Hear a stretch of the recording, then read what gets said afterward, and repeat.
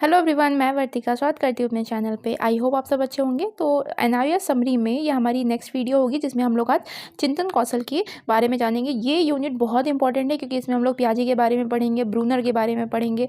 बहुत important fact वाले question इससे पूछे गए हैं, तो ये यूनिट बिल्कुल भी मिस मत करिएगा। एक एक लाइन इसकी इंपॉर्टेंट है, अंत तक सुन लीजिएगा क्योंकि कुछ चीज़ें हम एक्स्ट्रा बता देते हैं जो मैं अपने नोट्स में नहीं लिखती हूँ, तो वो पहले आपको समझ लेना है, देन आपको PDF पढ़नी है और रिवाइज करना मत भूलिएगा क्योंकि ये बहुत ज़्यादा ही इंपॉर्टेंट है। तो चलिए स्टार्ट करते हैं बिना टाइम वेस्ट करें। और क्या, और आपको लाइक करना है, अच्छी लगेगी वीडियो तो कमेंट करिएगा और शेयर कर दीजिएगा, अच्छा लगेगा मुझे। हेनरी फोर्ड, तो हेनरी फोर्ड ने कहा था कि सोचना सबसे मुश्किल कार्य है, शायद यही कारण है कि इतने कम लोग इसमें भाग लेते हैं। तो हेनरी फोर्ड ने ये बात कही थी कि सोचना सबसे डिफिकल्ट है, इसीलिए शायद बहुत कम लोग इसमें पार्ट लेते हैं। गैरेट ने कहा था कि चिंतन एक ऐसा व्यवहार है जो अक्सर अंतर्निहित और छिपा हुआ होता है, यानी कि थिंकिंग एक ऐसा बिहेवियर होता है जो आपके अंदर छुपा हुआ होता है, जिसमें आमतौर पर प्रतीकों का प्रयोग किया जाता है। प्रतीकों का मतलब विचारों का, छवियों का, संकेतों का, इनका प्रयोग किया जाता है, ये गैरेट ने कहा था। चिंतन प्रक्रिया के घटक कौन कौन से होते हैं, मतलब आपके थिंकिंग प्रोसेस में कौन कौन से कंपोनेंट यूज़ किए जाते हैं। तो कोई संकेत हो सकता है, कोई प्रतीक हो सकता है, कोई कॉन्सेप्ट हो सकता है, कोई मोटर गतिविधि हो सकती है, कोई भाषा, छवि, अनुभव हो सकता है, अपनापन हो सकता है और मानसिक कार्य हो सकते हैं। तो ये सारे उसके घटक हो गए। एक जर्नल पॉइंट था, ये तो सबको पता होता है। अब यहाँ से आता है फैक्ट वाला पॉइंट कि मनुष्य के मस्तिष्क का अधिकतर जो विकास होता है वो शिशु काल की प्रारंभिक अवस्था में ही हो जाता है। मतलब 6 वर्ष की आयु तक मस्तिष्क का 90% भाग का विकास हो जाता है। तो कितनी एज तक? 6 वर्ष की आयु तक। अब हम पढ़ते हैं कि चिंतन की अवस्थाएं। अब यहाँ पे है क्या कि चिंतन की अवस्थाओं में हमको 3 टॉपिक पढ़ने हैं। एक तो पियाजे का सिद्धांत पढ़ना है, एक हमको पढ़ना है ब्रूनर की थ्योरी पढ़नी है, और एक हमको पढ़ना है आपका सूचना प्रोसेस का सिद्धांत, ठीक है, इंफॉर्मेशन प्रोसेसिंग का सिद्धांत। ये तीनों चिंतन की अवस्थाओं के अंतर्गत इन्होंने डिस्क्राइब किया था। तो सबसे बड़े पढ़ते हैं हम लोग पियाजे का सिद्धांत। पियाजे के सिद्धांत के बारे में, पियाजे का संज्ञानात्मक विकास का सिद्धांत ही है। इसमें संज्ञानात्मक विकास यानी कि कॉग्निटिव डेवलपमेंट के पीछे अनुकूलन का हाथ होता है। इसमें पियाजे के अनुसार कहा गया है कि कॉग्निटिव डेवलपमेंट के पीछे किसका हाथ होता है? अनुकूलन यानी कि एडेप्टेशन जिम्मेदार होता है। अब एडेप्टेशन क्या चीज़ है? एडेप्टेशन के 2 घटक होते हैं, एसिमिलेशन एंड अकोमोडेशन, ठीक है। तो इन दोनों के बारे में हम डिटेल से जानेंगे, लेकिन एडेप्टेशन की डेफिनेशन देखते हैं। दुनिया के साथ सीधी प्रक्रिया यानी कि डायरेक्ट जब इंटरेक्शन होता है तो उस टाइम पे मानसिक छवि बनाने की जो प्रोसेस होता है, जो मानसिक छवि बनाने का जो प्रोसेस होता है उसी को एडेप्टेशन कहा जाता है। लेकिन ये जो मानसिक छवि होती है, जो संरचना होती है, उसको स्कीमा बोला जाता है, ठीक है, याद रखिएगा। उसको क्या बोलते हैं? स्कीमा। जो जैसे अगर हमने किसी चीज़ को देखा, मान लीजिए हमने कोई मोर देखा, तो मोर की जो मानसिक छवि बनी माइंड में, उसको स्कीमा बोला गया। उस प्रोसेस को क्या बोला गया? एडेप्टेशन बोला गया। या उस प्रोसेस में उस जो छवि में चेंज भी होगा ना अभी चीज़ें, इसीलिए इसके 2 घटक यहाँ बताए गए हैं अनुकूलन के। एक है आत्मसात और दूसरा है समायोजन। तो आत्मसात समझते हैं कि पहले से ग्रहण स्कीमा, जो आपने पहले से ग्रहण किया गया है स्कीमा या मानसिक छवि, जो मानसिक संरचना जो बनी है या कॉन्सेप्ट जो आपके माइंड में बैठा हुआ है, को समझने की क्रिया है जिसमें नया ज्ञान पूर्व उपस्थित मानसिक व्यवस्था में फिट करने की कोशिश की जाती है। मतलब पहले से आपके माइंड में कोई चीज़ बैठा हुआ है, लेकिन उसी से मिलता जुलता अगर कुछ आता है तो आप उसी में फिट करने की कोशिश करेंगे। फॉर एग्जाम्पल, एक जो छोटा बच्चा होता है शैशवावस्था में, इन्फेंसी में, वो हर वो चीज़ अपने मुंह में डालने की कोशिश करता है क्योंकि उसको ऐसा लगता है कि उस समय ओरल एक्टिविटीज़ की ज़्यादा होती है, उसको ऐसा लगता है कि ये चीज़ भी खाने वाली ही है, तो हर चीज़ वो मुँह में रखता है। इसी तरह एक एग्जाम्पल और भी है कि अगर 4 पैर वाला जानवर, अगर किसी बच्चे को बता दिया गया 4 पैर वाला जानवर क्या है, मान लीजिए कुत्ता है, ठीक है, तो दूसरा उसको अगर बिल्ली भी दिखेगी तो उसको भी वो कुत्ता ही कहेगा। तो इस तरीके से वो पहले से जो मानसिक संरचना बनी है उसी में उस दूसरी वाली संरचना को भी फिट करने की कोशिश करता है। अब समायोजन क्या होता है? समायोजन में परिवर्तित कर देता है, यानी कि अब उसको डिफरेंस पता चल जाएगा कि भाई ये कुत्ता है, ये बिल्ली है। पूर्व स्कीमा को नई सूचना के अनुसार परिवर्तित कर देना क्या कहलाता है? समायोजन। यानी कि आप ऐसे कह सकते हो मॉडिफाई, समायोजन में मॉडिफिकेशन हो जाता है या एडिट कर दिया जाता है। क्लियर? अब हम पढ़ते हैं कि संज्ञानात्मक विकास की कौन सी अवस्थाएं बताई थी पियाजे ने। तो सबसे पहले बताई है संवेदी गामक अवस्था, सेंसरी मोटर, जो कि 0 से 2, यानी 0 का मतलब बर्थ से 2 वर्ष तक। अब इसमें कौन कौन से पॉइंट है, ये पॉइंट आप माइंड में रखेंगे, ऑप्शन में आएगा, टिक कर देंगे। हमको पढ़ना इस हिसाब से, वो डिटेल नहीं पढ़ना होता, हमको स्मार्ट स्टडी करनी है, तो बस पॉइंट वाइज याद रखिए, ऑप्शन आए एलिमिनेट करिए। तो वस्तु स्थायित्व का गुण, वस्तु स्थायित्व का गुण का मतलब होता है कि इस एज में अच्छा एक और पॉइंट वहाँ लिखा था कि इस अवस्था के अंत में यह वस्तु स्थायित्व का गुण आता है। बच्चा जब पैदा होता है तुरंत ये गुण नहीं आ जाता। अब वस्तु स्थायित्व का गुण क्या होता है? इसका मतलब होता है कि वस्तुएं तब भी मौजूद हैं जब सामने नहीं दिखती हैं। ठीक है, ये जैसे अगर किसी बच्चे के सामने, जब बहुत छोटा बच्चा होगा तो हम कहेंगे कि इसको छुपा दिए, ये ले गया, बंदर ले गया, तो उसको लगेगा कि हाँ सच में ले गया। लेकिन अगर बाद में यही थोड़ा बच्चा बड़ा हो जाता है या अपनी ये 2 वर्ष की एज में पहुंचने लगता है तो उसको पता होगा कि अगर हमने वहाँ से वो वस्तु हटा दी इसका मतलब वो कहीं ना कहीं तो है ना। तो इस तरीके से वस्तु स्थायित्व का उनके अंदर ये गुण आ जाता है। लक्ष्य केंद्रित व्यवहार करते हैं, यानी कि गोल डायरेक्टेड बिहेवियर करते हैं इस एज में। पेशीय क्रियाकलापों को करते हैं, मसल्स का बहुत एक्टिविटीज़ का यूज़ करते हैं। संवेदी अनुभवों द्वारा जानना, यानी कि अपने ज्ञानेंद्रियों का यूज़ करके चीज़ों को जानने की कोशिश करते हैं। और ये तो बता ही दिया था कि वस्तु तब भी मौजूद होती जब दिखाई नहीं देती। इसी गुण को ही बोला जाता है ऑब्जेक्ट परमिनेंस। ठीक है, अब आता है पूर्व परिचालन। पूर्व परिचालन यानी फिर पूर्व संक्रियात्मक अवस्था, जिसको प्री ऑपरेशनल एज बोलते हैं, जो कि 2 से 7 वर्ष तक होती है। इसमें कैसा व्यवहार होता है? इसमें अहम केंद्रित व्यवहार होता है, ईगोसेंट्रिक। ये सबसे ज़्यादा क्वेश्चन यहाँ से आता है कि ईगोसेंट्रिक बिहेवियर कौन सी स्टेज में होता है? तो प्री ऑपरेशनल में होता है। इसमें होता क्या है? इसमें बच्चा अपने ही पॉइंट को समझता है, दूसरे के पर्सपेक्टिव से चीज़ों को जानने की कोशिश ही नहीं करता है। ठीक है, ईगोसेंट्रिक। तो इसको कहते हैं, निर्जीव को सजीव मान लेते हैं कि जैसे गुड़िया और गुड्डे वाला खेल जानते हैं ना, तो वो इसी एज में होता है। मानसिक छवि बनाने की क्षमता हो जाती है, अब उनके माइंड में जो स्कीमा डेवलप करने की क्षमता बढ़ने लगती है। शाब्दिक और संकेतों और चिन्हों का यूज़ करने लगते हैं। लेकिन सीसीएस का फुल फॉर्म है कंजर्वेशन, क्लासिफिकेशन एंड सीरिएशन। ठीक है, इनकी सीरियल में जिसको बोलते हैं क्रम, इसको हिंदी में मैंने लिखा है क्रमबद्धता। ठीक है, इनमें नहीं होता है। तो ये सीसीएस किस में होगा? तो सीसीएस नेक्स्ट जो स्टेज होती है उसमें होता है। मूर्त परिचालन अवस्था यानी मूर्त संक्रियात्मक अवस्था, जिसको कंक्रीट ऑपरेशनल स्टेज बोलते हैं, ये 7 से 12 वर्ष होती है। इसमें आगमनात्मक चिंतन हो जाता है, यानी कि इंडक्टिव थिंकिंग आ जाती है। इंडक्टिव थिंकिंग को अभी हम आगे डिटेल में समझेंगे। और यहाँ पे सीसीएस का मतलब होता है संरक्षण करना, कंजर्वेशन, वर्गीकरण करना यानी कि क्लासिफिकेशन, और क्रमबद्धता, सीरियल में चीज़ों को लगाना समझ में आ जाता है। संरक्षण करने का मतलब है कि अगर एक ग्लास में पानी है, इसी ग्लास के पानी को अगर हम थाली में भी डाल देते हैं, किसी भी प्लेट में डाल देते हैं, तो पानी तो उतना ही रहा ना। तो ये कंजर्वेशन हो गया। वर्गीकरण करना, किसी भी कॉन्सेप्ट को मतलब क्लासीफाई करना, और क्रमबद्ध सीरियल से लगाना, ये तीनों गुण किस में आ जाते हैं? इस 7 से 12 वाली एज में आ जाते हैं। तार्किक चिंतन भी स्टार्ट हो जाता है इस एज में। नेक्स्ट स्टेज है अमूर्त औपचारिक परिचालन अवस्था या फिर फॉर्मल ऑपरेशनल स्टेज। इसको 12 से 15 वर्ष की होती है। इसमें अमूर्त चिंतन करने लगते हैं। मूर्त मतलब जो चीज़ें सामने हैं तब वो चिंतन करते हैं। मूर्त मतलब कंक्रीट है ना, जो सामने है उसको देख करके। और अमूर्त मतलब जो सामने प्रत्यक्ष आपके सामने नहीं है तब भी आप चीज़ों को समझ ले रहे हो, तो उसको अमूर्त चिंतन कहा जाता है। अब यहाँ पे ये डिडक्टिव थिंकिंग आती है। डिडक्टिव थिंकिंग का मतलब समान से विशिष्ट की ओर। अभी हम डिटेल में डिडक्टिव और इंडक्टिव दोनों थिंकिंग को समझेंगे।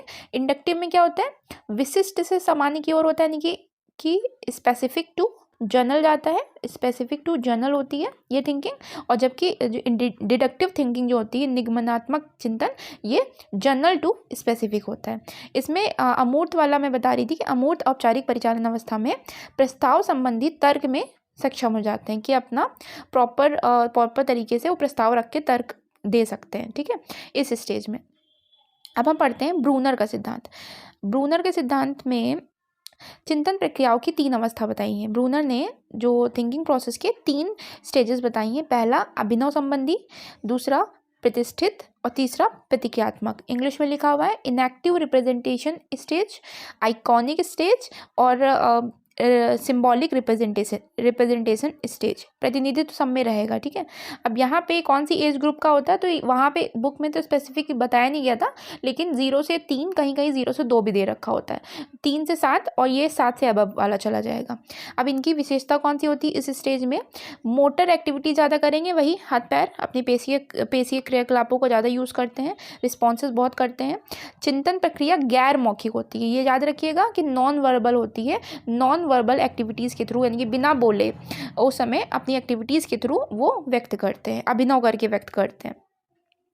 प्रतिष्ठित वाली जो नेक्स्ट स्टेज होती है आइकॉनिक रिप्रेजेंटेशन, इसमें बच्चे घटनाओं को सेंसरी इमेज यानी कि अपने ज्ञानेंद्रियों द्वारा, अपनी जो ज्ञानेंद्रिय आँख नाक के द्वारा चीज़ों को व्यक्त पहले लेते हैं, देन फिर मेंटल पिक्चर द्वारा व्यक्त भी करते हैं। ठीक है, तो सेंसरी इमेज का यूज़ करते हैं एंड मेंटल पिक्चर, ये 2 पॉइंट आप याद कर सकते हो।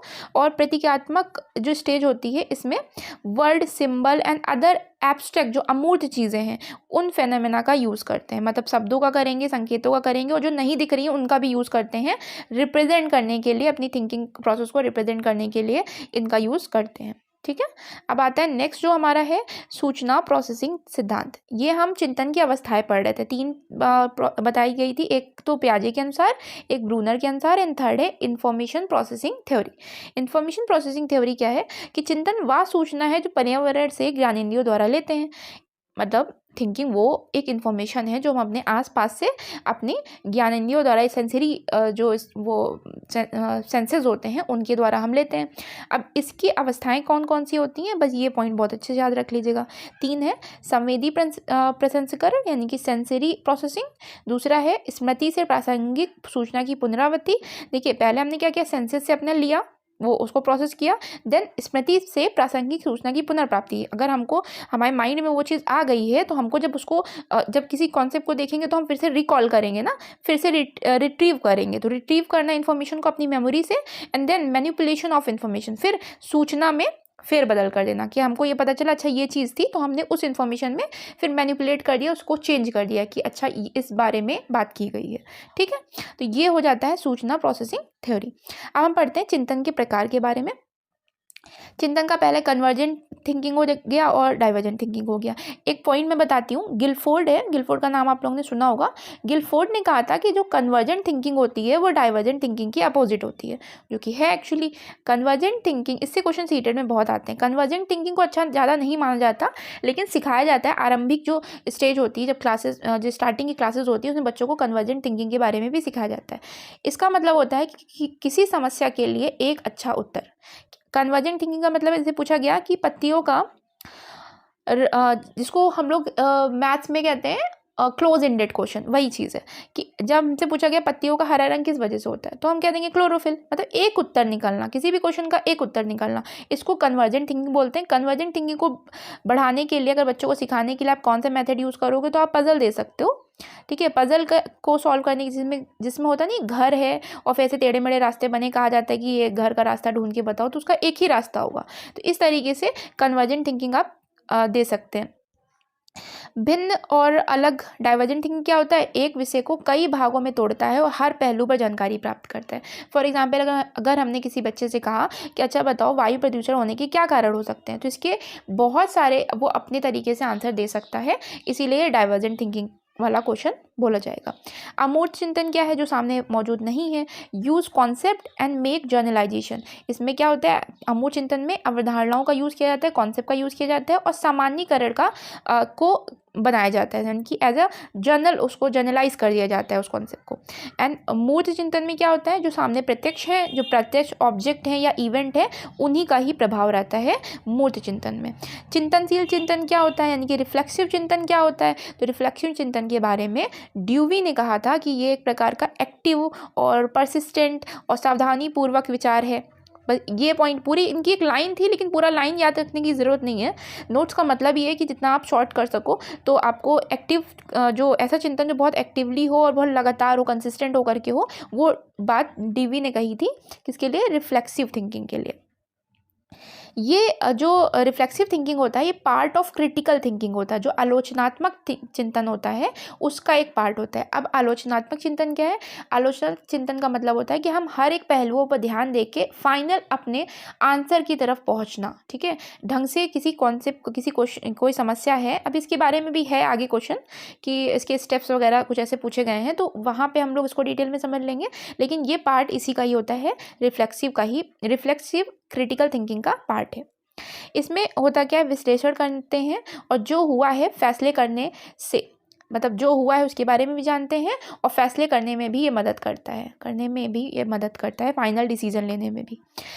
आगमनात्मक चिंतन क्या होता है, यानी कि इंडक्टिव क्या होता है, तो अभी जो स्टार्टिंग में बताया था कि इसको सामान्यीकरण भी कहा जाता है, यानी कि जनरलाइजेशन भी कहा जाता है। इसमें उदाहरण से नियम की तरफ जाते हैं, यानी कि विशिष्ट से सामान्य की तरफ जाते हैं, कि पहले हम उदाहरण करते हैं, देन फिर हम उदाहरण सॉल्व करते करते हमको नियम बनाना होता है, देन तो यही तो होगा ना, विशिष्ट से सामान्य की ओर हम निष्कर्ष पे पहुंचते हैं।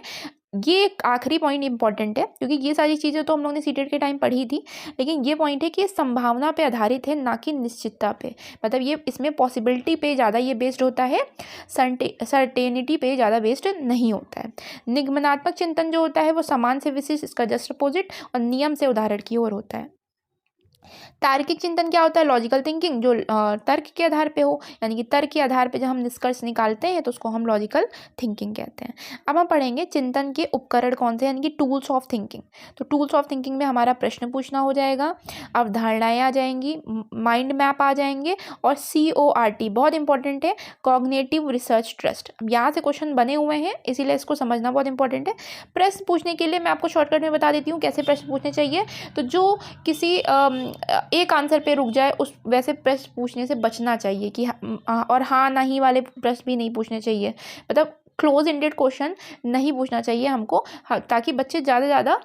एक और चीज़ कि बच्चे जब क्वेश्चन पूछेंगे, एक लाइन लिखी भी है, विलियम विलन ने कहा था, जो व्यक्ति प्रश्न पूछता है वह सोचता है। अगर प्रश्न पूछ रहे हैं इसका मतलब वो सोच रहे हैं, तो हमको बच्चों को प्रश्न पूछने के मौके देने हैं भरपूर।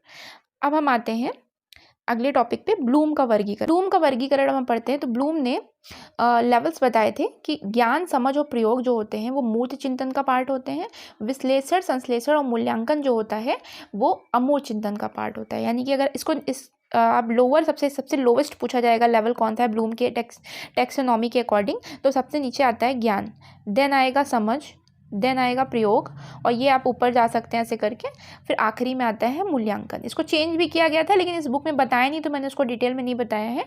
और यहाँ पे जितना मतलब बुक में था उसके अकॉर्डिंग मैंने यहाँ पे समझा दिया आपको कि ज्ञान, समझ और प्रयोग जो है वो मूर्त चिंतन का पार्ट होते हैं, विश्लेषण, संश्लेषण और मूल्यांकन अमूर्त चिंतन यानी कि एब्स्ट्रैक्ट थिंकिंग का पार्ट होते हैं। अब ज्ञान में क्या क्या चीज़ें आ जाती हैं, तो ज्ञान में कितने, कब, कहाँ, सूची बनाओ, मतलब कौन से प्रश्न आते हैं, क्योंकि ये प्रश्न वाले टॉपिक के अंदर है, इसीलिए यहाँ बताया गया कि ज्ञान वाले में हम कैसे प्रश्न पूछते हैं, कितने थे, कब थे, कहाँ थे, सूची बनाओ, परिभाषित करो।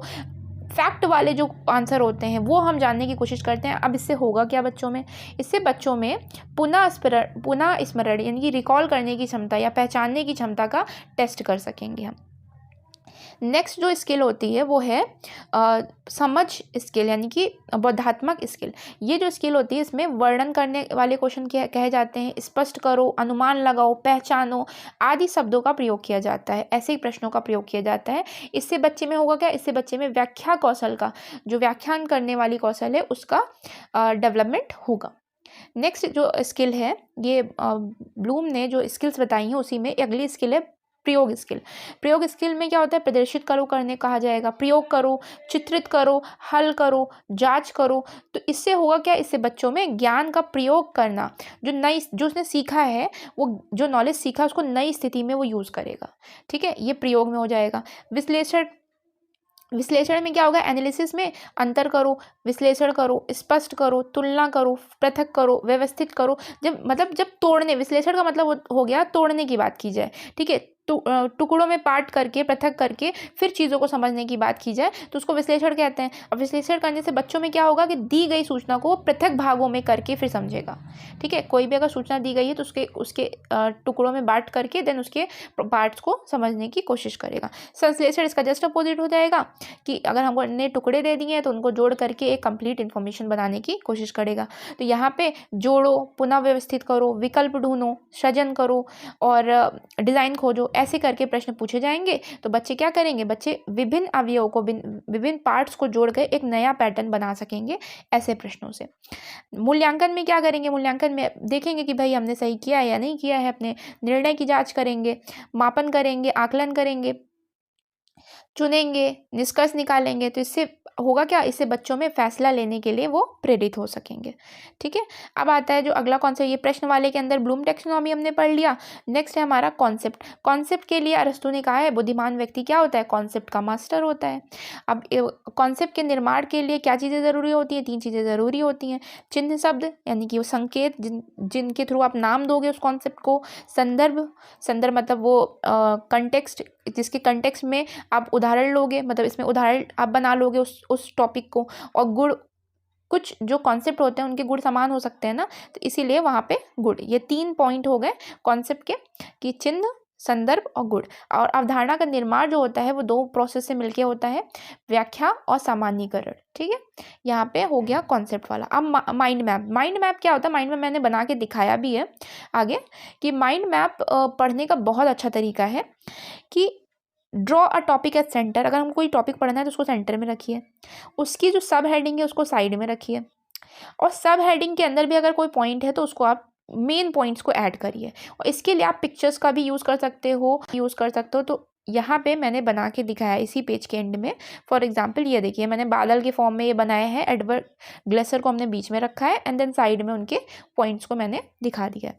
तो यहाँ पे माइंड मैप बनाने के कौन से स्टेप होते हैं, तो पहले हम सेंटर पे टॉपिक को रखते हैं, साइड में हम सब हेडिंग रखते हैं, सब हेडिंग में हम मेन पॉइंट जोड़ते हैं, और हम अपनी इमेजिनेशन का यूज़ करते हैं, पिक्चर्स का यूज़ करते हैं अच्छी अंडरस्टैंडिंग के लिए।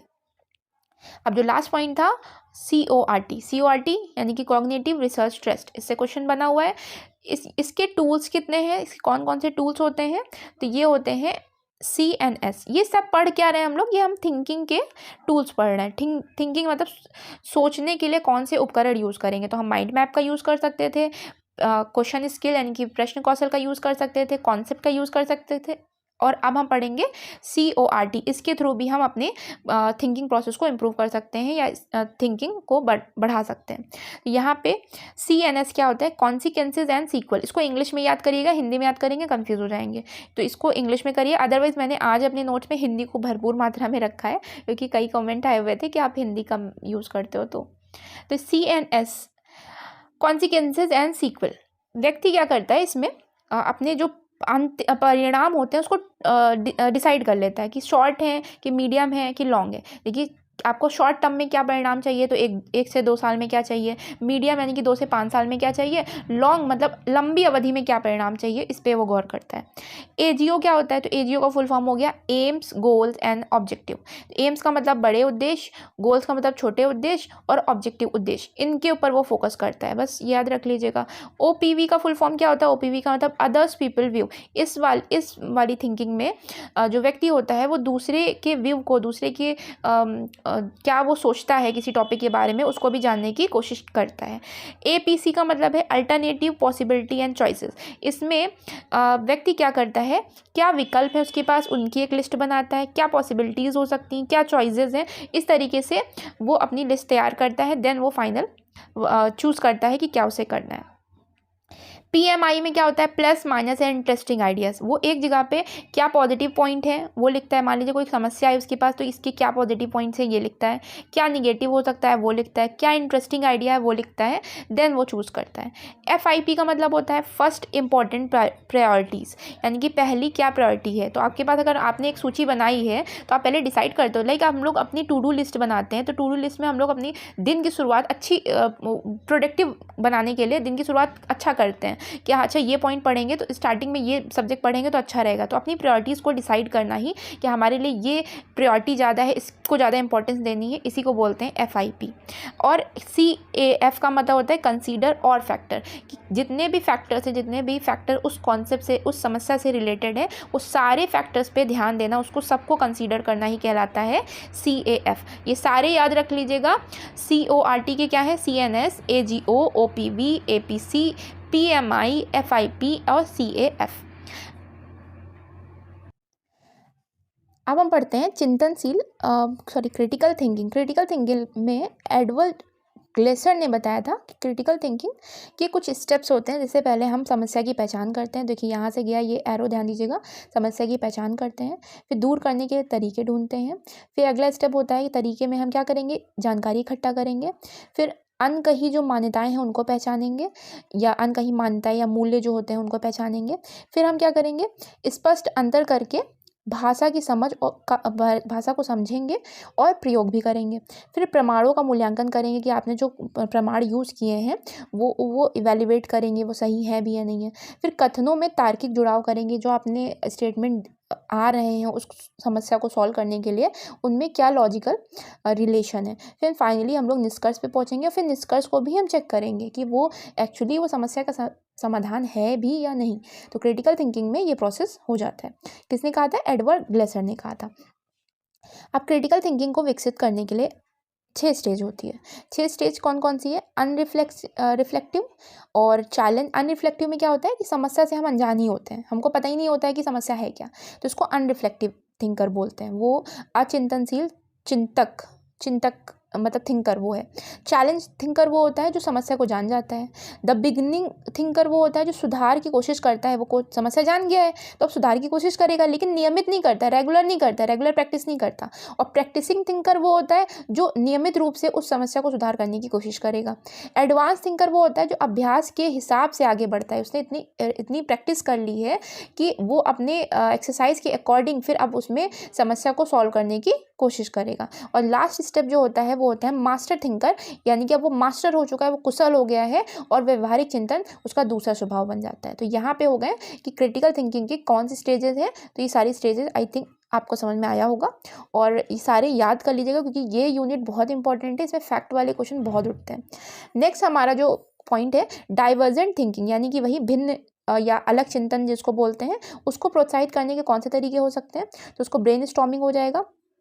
ब्रेन स्टॉर्मिंग में होता क्या है कि हम अपने हर विचार को, ठीक है, जैसे अगर हमारे माइंड में कोई भी विचार आया तो हम उसको हर विचार को वैल्यू देंगे, किसी भी विचार को नकारा नहीं जाता है ब्रेन स्टॉर्मिंग में। जर्नल बनाने में क्या होता है, एक जगह पे आपके माइंड में जो विचार आते हैं उनको आप लिख देते हो, इमिडिएटली लिख देते हो सकता है कि उस टाइम पे आप जैसे आपकी एक जर्नल बुक अलग है तो उस टाइम पे आप कहीं लिख देते हो, देन फाइनली उस जो आपकी जर्नल बुक है उस बुक में आप फाइनलाइज करके उस सूची बना लेते हो। स्वतंत्र लेखन यानी कि किसी टॉपिक पे ध्यान कोई विशेष टॉपिक पे हम लोग ध्यान केंद्रित करके जब हम लिखते हैं तो उसको स्वतंत्र लेखन, फ्री राइटिंग बोला जाता है। और ये माइंड मैप बनाना तो हम जान ही चुके हैं। अब यहाँ से एक क्वेश्चन आता है 6 थिंकिंग हैट। मैं बता रही थी कि डाइवर्जेंट थिंकिंग को इनकरेज करने के तरीके ये सारे हो गए। अब इसमें से ये जो तरीका है बहुत इंपॉर्टेंट है। 6 थिंकिंग हैट कौन से हैं? 6 थिंकिंग हैट किसने दिया था? ये दिया है एडवर्ड डी बोनो ने। बताया है कि एक्चुअली होता क्या है कि हम हर व्यक्ति के माइंड में चुनौतियाँ बहुत सारी आती हैं, ठीक है। तो उनमें इन्होंने 6 डायरेक्शन बताई कि 6 डायरेक्शन से चुनौतियाँ आती हैं। 6 डायरेक्शन को इन्होंने कलर के फॉर्म में रिप्रेजेंट किया है। अब ये कलर कौन कौन से हैं? वाइट है, वाइट दिखाता है आंकड़ों और सूचनाओं पे केंद्रित होता है। रेड जो होता है वो फीलिंग्स पे केंद्रित होता है, फीलिंग्स, इनसाइटनेस और महसूस करने, इन सारे टॉपिक्स पे केंद्रित होता है। येलो जो कलर होता है वो पॉजिटिव थिंकिंग और बेनिफिट पे केंद्रित होता है। ब्लैक जो होता है, ब्लैक अगेन वही कि ब्लैक से क्या होता है, हम लोग को सावधान कर दिया जाता है ना, तो सावधानी, आलोचनात्मक फैसले, क्रिटिकल जो फैसले होते हैं, डिसीजन होते हैं, उन पे केंद्रित होता है। और ग्रीन जो होता है वो जो क्रिएटिव थिंकिंग होती है, सृजनात्मक चिंतन होता है, उस पर फोकस करता है।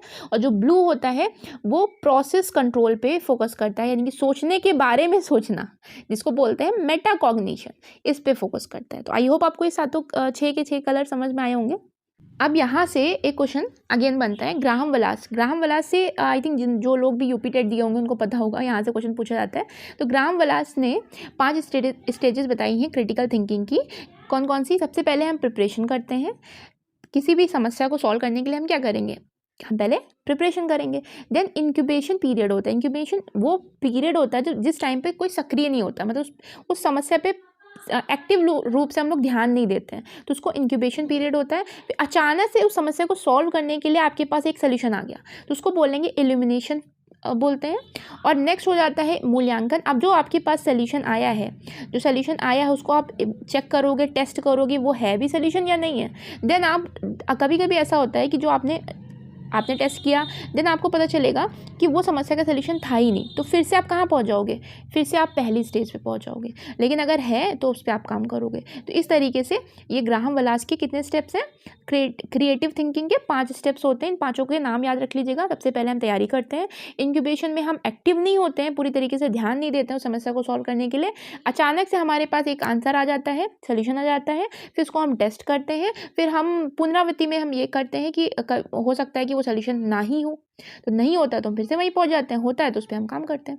नेक्स्ट टॉपिक जो है हमारा, निर्णय लेने को प्रभावित करने वाले कौन से कारक होते हैं। तो निर्णय लेने को प्रभावित करने वाले फ्रेमिंग हो जाता है, एस्केलेशन ऑफ कमिटमेंट हो जाता है, यानी कि प्रतिबद्धता में वृद्धि हो जाता है, और ह्यूरिस्टिक। अब क्वेश्चन यहाँ से ज़्यादा इंपॉर्टेंट है। ह्यूरिस्टिक के 3 टाइप्स हैं, उनको याद रख लीजिएगा। ह्यूरिस्टिक होता क्या है, खोज या अनुमान लगाना, जिसमें मेंटल रूल ऑफ थंब भी कहा जाता है इसको, जो तेज़ी से और प्रभावी ढंग से निर्णय लेने में मदद करता है। इसमें हम लोग पूर्ण अनुभव से निकालते हैं सोल्यूशन को, निर्णय लेने की कोशिश करते हैं। और 3 टाइप के होते हैं, कौन कौन से हैं, अवेलेबिलिटी, रिप्रेजेंटेटिव और एंकरिंग एंड एडजस्टमेंट। इन तीनों के नाम याद रख लीजिएगा, उपलब्धता, प्रतिनिधिकता और समायोजन। निर्णय लेने की प्रक्रिया के 6 चरण कौन से हैं। निर्णय लेने की प्रक्रिया के 6 चरण होते हैं। सबसे पहले हम परिभाषित करते हैं क्या हमको चाहिए, फाइनल हमको सोल्यूशन क्या चाहिए उसको हम परिभाषित करते हैं। शोध करके विकल्पों की पहचान करते हैं, विकल्पों की तुलना करते हैं, मतलब हम कंपेयर करेंगे, और फिर हम निर्णय और विकल्प चुनेंगे उनके बीच में, फिर हम योजना बनाएंगे, उस पर हम टेस्ट करेंगे, प्रयोग करेंगे, एंड फाइनली इवेल्युएट कर लेंगे। तो ये 6 के 6 स्टेप याद रखिएगा। सबसे पहले हम डिफाइन करते हैं, देन हम विकल्प की पहचान करते हैं, फिर हम कंपेयर करेंगे, फिर हम चुनेंगे, फिर हम अपनी प्लानिंग करेंगे, एंड देन हम इवैल्यूएट करेंगे। क्लियर। अब यहाँ पे होता है चैप्टर खत्म। ये चैप्टर बहुत बड़ा था, और रिवाइज कर लीजिएगा अच्छे से, 2-4 बार सुन लीजिएगा, और ठीक है, शेयर कर दीजिएगा। Thank you for watching my videos.